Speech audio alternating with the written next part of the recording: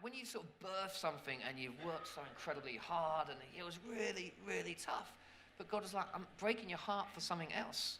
I'm breaking your heart for this whole area that we've kept secret for so long. And yet the church is in every community across this country. The church will outlast politicians and governments, and the church is about working relationally with people. We are the best placed people to work in this area. And so we started to dream, me and my wife, and we got really passionate about the Kintsugi image. And as we started talking about the Kintsugi image, particularly with non-Christians, there's just an incredible response. Absolutely, it totally took us by surprise. And so we started to dream. And you know what vision is? Visionaries, they always say, vision is the art of seeing the invisible that produces passion and energy into people. Martin Luther King, when he stood up, Jim Wallace often said, isn't he? When he stood up in Washington, and he got 250,000 people there without Twitter or Facebook. He got them there, and he stood up, and he didn't say, I've got a complaint to make. I've got a dream. What's the dream? What's the dream for Exeter? What's the dream for Devon? What's the dream? Because that's what energizes people. That's what produces energy. And suddenly we started dreaming, and so we sort of came up with this, that we wanted to see a world where mental and emotional health is understood and accepted with safe and supportive communities for everyone to grow and to flourish. Because if you feel safe and you feel supported, come on, you can do a lot. If you feel safe and supported, you can do so much. And so what we've decided is, because I guess we were a little bit tired as well, we thought we do not want to start another charity. And the fact is, having sort of started one from scratch before, the stress I know about. And this time I've got 4 kids and a mortgage, whereas when I started XLP it was just me in a little flat, and I thought, God, I'm not sure I want to do that again. So we started studying movements, and we looked at things like parkrun. Anyone here do parkrun? A couple of people. Exeter, you need to get fitter. That's definitely a part of a prophetic word for you guys. We looked at rock choir. Anyone ever done rock choir? No, there's more of a rock choir. That's great. We looked at Weight Watchers. Anyone? No, let's not do that. And we looked at Slimming World and Alcoholics Anonymous and all these sort of movements that somehow started in the grassroots and somehow have created this sense of belonging, but you don't have to fit in. Because fitting in and belonging are 2 very different things. And we thought, wouldn't it be amazing if we could start seeing something happen where people start being more real, more honest? Brené Brown says we are living in a society that is the most medicated, addicted, obese cohort in the whole of history. We can't carry on the way that we're doing. And so what we decided to do is my wife wrote a 12-week course, sort of similar to the AA course, but around well-being, around looking at people's lives. How can we do this better? And we went in our community and we thought, let's just do it as a home group. We'll go through it first.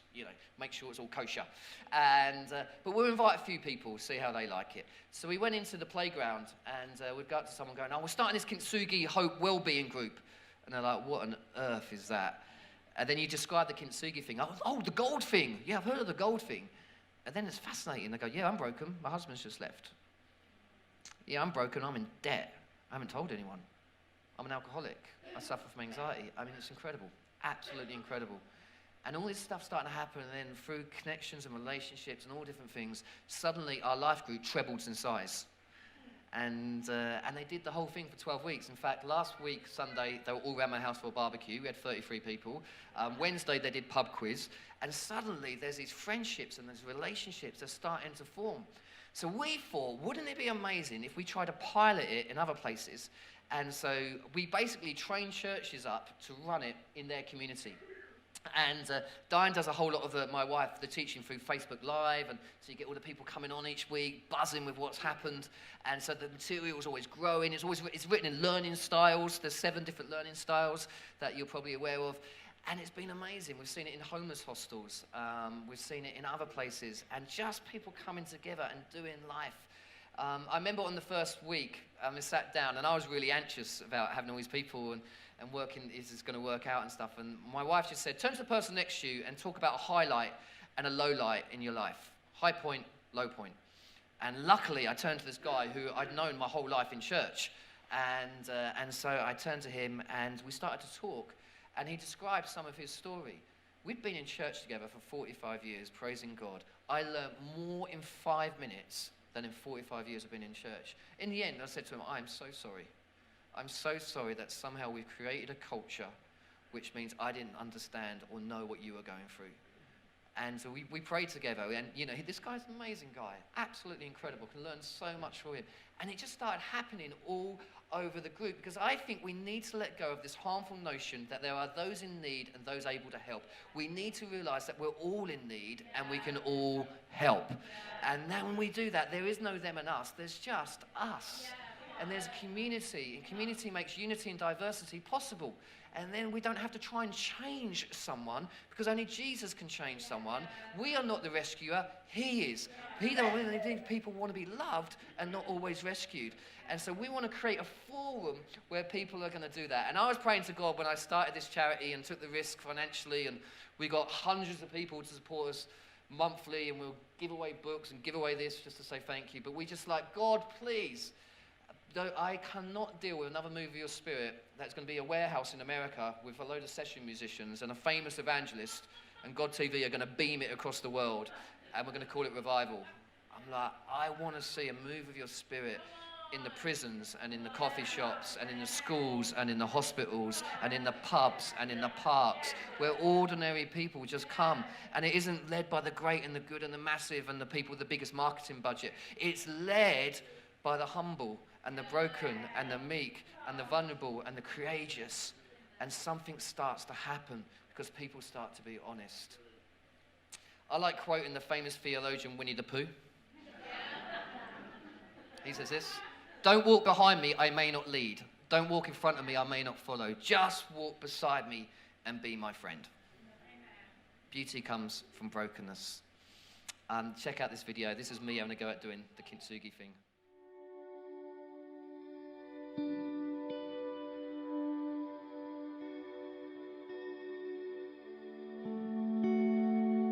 My youngest son, Nathaniel, was at a friend's house. There was a confrontation with a boy that turned up and decided that he'd take a knife and stab Nathaniel with it.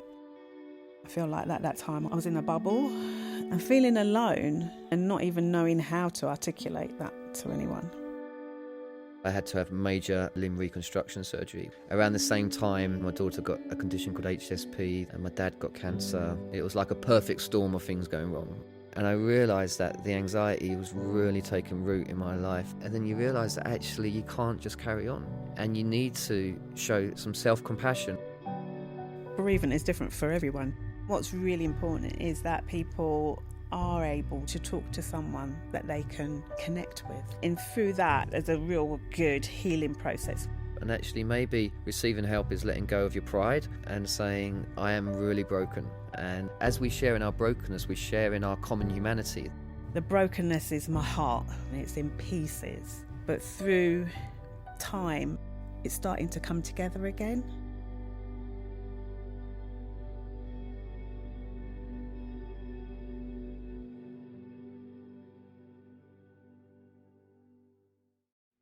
Discovering treasure in life's scars. The other day, we've managed to get a little bit of money together to employ a couple of people, which is incredible. And I'm the only full-time member, but I've got someone who's helping us with admin called Ludovine, who's a very precious person. She's from France, and she sent me a WhatsApp, and she goes, I think I'm going to teach you a new word.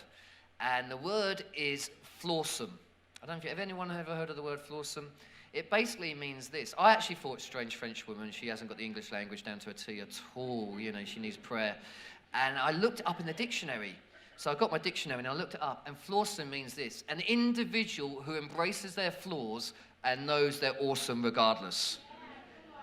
How cool is that? It's really cool.